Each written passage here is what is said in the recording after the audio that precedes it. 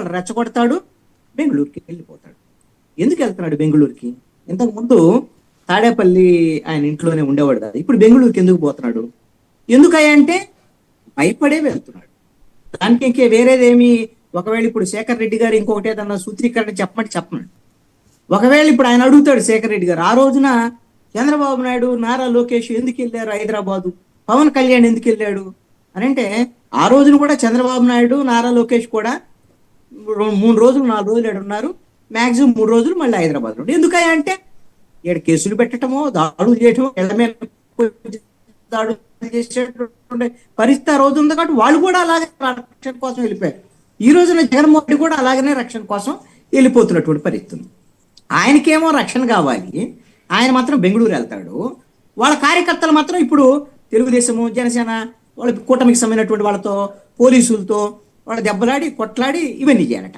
ఏమంటాడు, నేను కార్యకర్తలను పట్టించుకుంటాను, నేను ప్రభుత్వం ఉన్నప్పుడు పట్టించుకోలేదు అని చెప్తున్నాడు. అంటే కార్యకర్తలను పట్టించుకోలేదంటే మీరు ఒక అంశాన్ని గమనించండి. 2012లో వైఎస్ఆర్ కాంగ్రెస్ పార్టీ ప్రారంభించారు. అప్పటి నుంచి కార్యకర్తలు 2014 ఎన్నికలకు పనిచేశారు, 2019 ఎన్నికల వరకు పనిచేశారు. అంటే అప్పటికి 7 ఏళ్ళు పనిచేశారు అధికారంలోకి రావడానికి.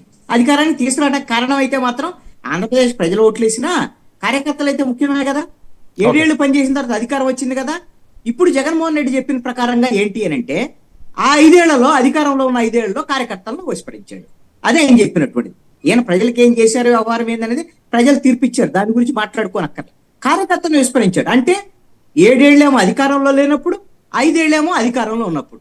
12 ఏళ్ళు నువ్వు కార్యకర్తలను పట్టించుకోకపోతే వాడి జీవితం ఏమైపోవాలంటే, వాడి ఒక 12 ఏళ్ళు పట్టించుకోలేదని ఇప్పుడు మళ్ళీ 5 ఏళ్ళు నీకు అధికారం లేదు, నువ్వేం చేసేది కూడా లేదు.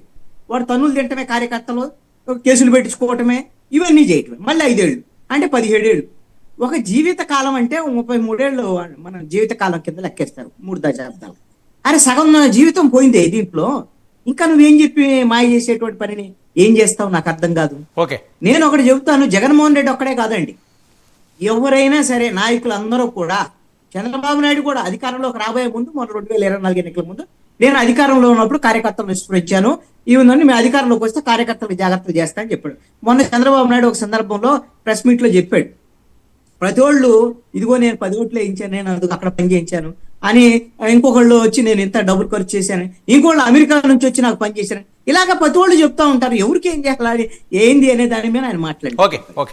ఒకటి అర్థం చేసుకోవాలండి, ఏ నాయకుడైనా సరే, పవన్ కళ్యాణ్ అయినా, చంద్రబాబు నాయుడు అయినా, లోకేష్ అయినా, జగన్మోహన్ రెడ్డి అయినా సరే, కార్యకర్తలను బలిపశువులను చేసి వాళ్ళ అధికారాన్ని ఎలగబెట్టడం తప్ప కార్యకర్తలకు వీళ్ళు చేసేది ఏమీ లేదు అనేటువంటి విషయాన్ని కార్యకర్తలు తెలుసుకోలేకపోతే వాళ్ళ జీవితం,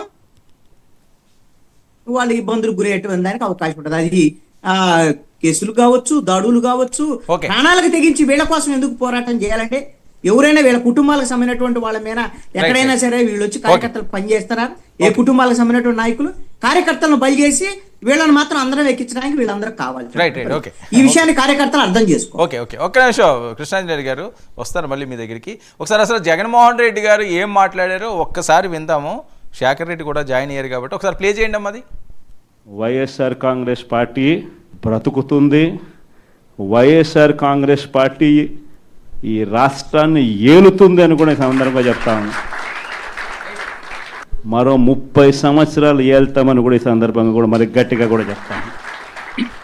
కాబట్టి ఎవ్వరూ కూడా వైఎస్ఆర్ కాంగ్రెస్ పార్టీకి సంబంధించిన ఏ కార్యకర్త వెంటికి కూడా పీకలేడు అని చెప్పి కూడా ఈ సందర్భంగా ఇది ప్రతి ఒక్కరూ గుర్తుపెట్టుకోండి, ఒక్కటే గుర్తుపెట్టుకోండి. ఈసారి జగనన్న 2.0 కొంచెం వేరుగా కూడా ఉంటుంది. ఈసారి జగనన్న 2.0 కార్యకర్త కోసం ఎలా పనిచేస్తుందో కూడా చూపిస్తుంది. ఇది మాత్రం నేను ఖచ్చితంగా చెప్తా ఉన్నా. ఎందుకనంటే జగనన్న 1.0లో బహుశా కార్యకర్తలకు నేను అంత గొప్పగా బహుశా చేయలేకపోయి ఉండొచ్చేమో. ప్రతి పథకము, ప్రతి విషయంలోనూ కూడా మొట్టమొదటిగా ప్రజలే గుర్తుకొచ్చారు. ప్రజలకు మంచి చేయడం కోసమే నా టైం కేటాయించా, నా తాపత్రయపడ్డా, ప్రతి విషయంలోనూ దానికోసమే అడుగులు వేశా.